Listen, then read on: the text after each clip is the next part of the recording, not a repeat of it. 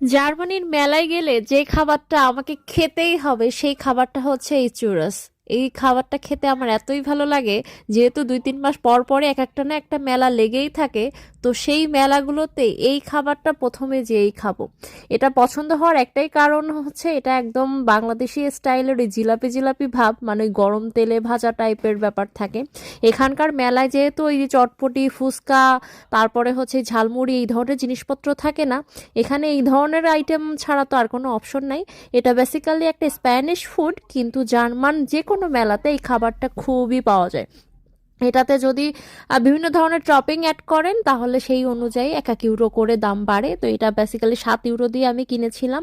খেতে কিন্তু ভালোই লাগে। আমি হচ্ছে নিউট্রেলা দিয়েই সাধারণত খাওয়া পছন্দ করি, শ্রেয়ানও এটা বেশ পছন্দ করে। সাথে এটাও খেয়েছিলাম, এটা নতুন ট্রাই করেছি, বেশ ভালো লেগেছে। তারপরে খেয়েছিলাম একটা ব্রড রোস্ট, এবং লাস্টে খেয়েছি হচ্ছে একটা ভুট্টা, এটা হচ্ছে সুইট কর্ন, উপরে হচ্ছে বাটার ব্রাশ করা আর সল্ট। তো এই ছিল মেলায় ঘোরাঘুরি আর হচ্ছে খাওয়া দাওয়ার পার্ট।